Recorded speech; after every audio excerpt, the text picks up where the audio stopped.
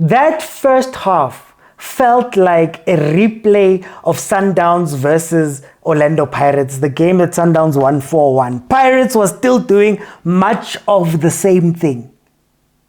Left and right back, gone. Mbata, gone. Makaula having to chase Rhodes on the one side, Chiwedza on the other side.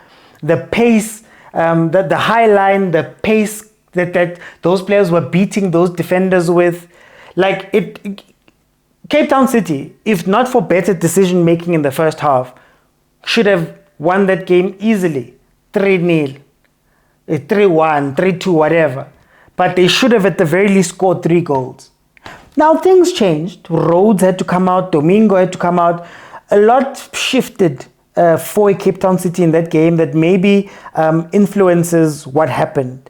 But I think, again, 95% of games are going to end up like this. Why? Because unlike the other PSL teams, Mamelodi Sundowns and Orlando Pirates have experience, one big game experience, concentration, and they have a plan B. And that was the difference in this game. Pirates had a better plan B than what Cape Town City had. Let's go to the first half. Like I said, I've been here on the show a lot saying that Orlando Pirates' forward play is not as good as we believe it is. It's not as good as what we say it is. Orlando Pirates coming into this game had scored 26 goals, right? 8 of the 26 had been from the Marumo Gallants game. So 26 and 14 means that it's almost 2 a game. But if you take away the 8, or let's say that was a 1-0, so if you take away the 7 goals, you're sitting with 13, which means that they've actually scored one less, they've actually scored, let's say, the same amount as they've played. Perspective means that Kaizer Chiefs have scored more goals than Pirates if you take away the Marumo Gallants 8 games. And I take it away to make the conversation of how many goals are you scoring per game, on each game? How much influence do you have each game? Or is there some games where you score a lot and other games where you're hitting ones and then, of course, the 3 losses? So the front line is not as fluid.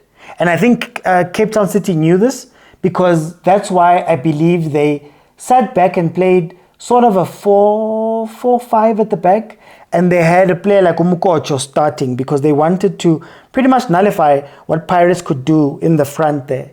And Pirates was left with a lot of desperate crosses and things like that in this game. Then they also took advantage of the Van Rooyen factor, I call it the Van Rooyen-Hotto factor, that they're never really in position because of how Pirates wants to overwhelm teams. And they just hit them on counter after counter after counter, knowing that Sbisi and Koki are slow. I say again, if not for the Cape Town City players not being able to look up and see, there was plenty of chances where there was a player alone from Cape Town City inside the box or making a run. And it gives flashbacks of Stellenbosch doing this with Titus earlier this season for the 1 goal. It gives flashbacks of last season with Stellenbosch. That if you can approach Pirates and attack them on the counter, you can probably get something from those games. But then the second half happened. Okay, so I know I stopped the video a lot, and a lot of you are wondering, why are you asking for money? So I wanted to show you. I asked for money because I want to do more of this. Huh? But the truth of the matter is that it took over an hour in order just to render that shot. And it takes even longer when I'm doing my normal content because, guys, here's the unsung hero of the channel.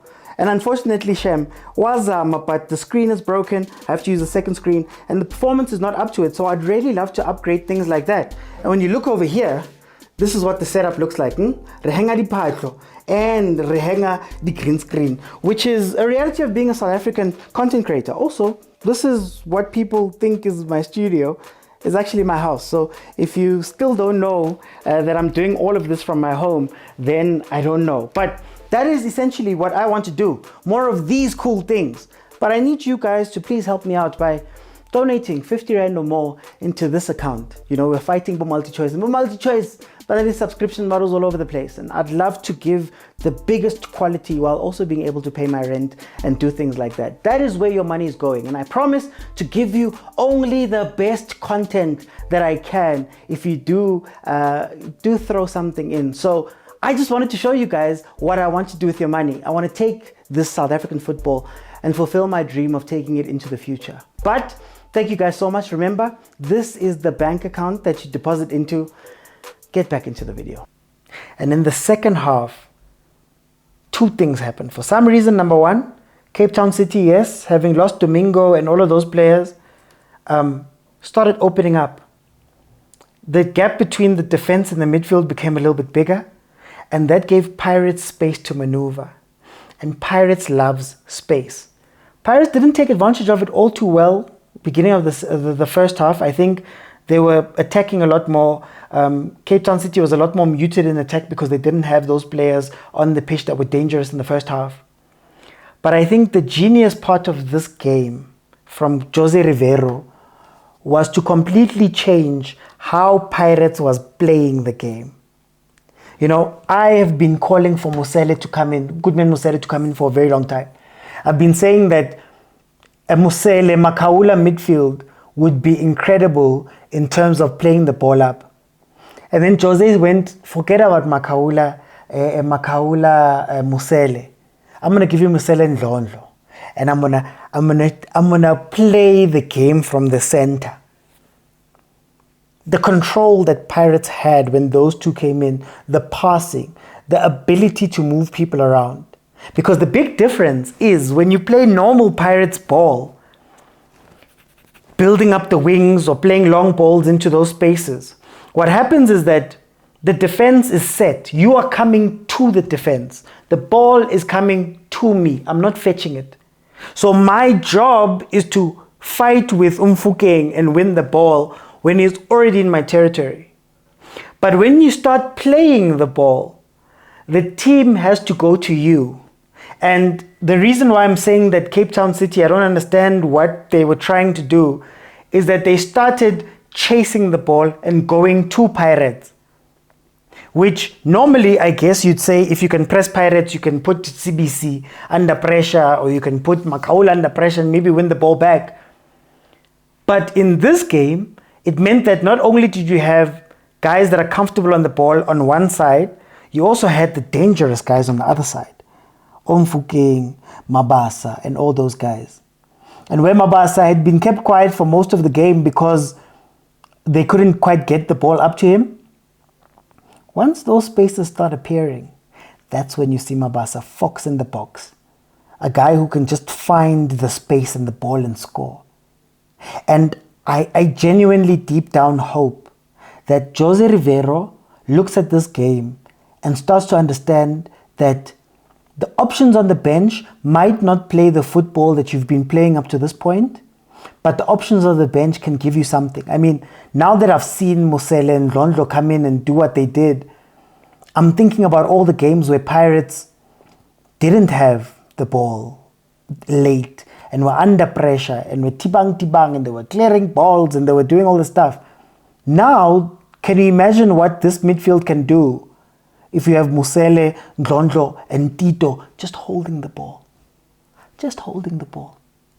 And imagine when Nda comes back, imagine how many teams Pirates will be able to frustrate just by holding the ball. And I hope that Coach Jose Rivero starts to see that, okay, those bench players are viable. Now I can rotate. Now I can see different things. I still do believe that Cape Town City had a lot to do with their own downfall by opening up and by doing all that stuff. And I do believe, honestly speaking, that again, it will be 95% of the PSL games are going to play out like this. City had an incredible first half, but Pirates won. You know, Sundowns versus TS Galaxy had a pound-for-pound game where TS Galaxy was coming at them, but they won. Most of the time, these bigger teams, the two biggest teams, the two best teams right now in our league, just need to outlast you. You will dig your own grave. And I think Cape Town City dug their own grave by and large today, by changing how they were playing. I still don't know why. So Orlando Pirates show again the teamwork, the hunger. They show that they win games. They want to win games. It doesn't matter how we play. We're going to run until we can win this game. And I think that is an incredible quality to have for a team. So Pirates, well worth this win. Pirates did incredibly well to come back and win this game. Now, I don't think you can do this at the higher levels. And you definitely can't go 1-0 down in the CAF knockouts. So that's something I'm going to have to work on. Mara, I'm so excited to see a different Pirates, or a Pirates that has added a different dimension to their game. So kudos to Pirates. Well done on the win. I'll see you guys on the next one.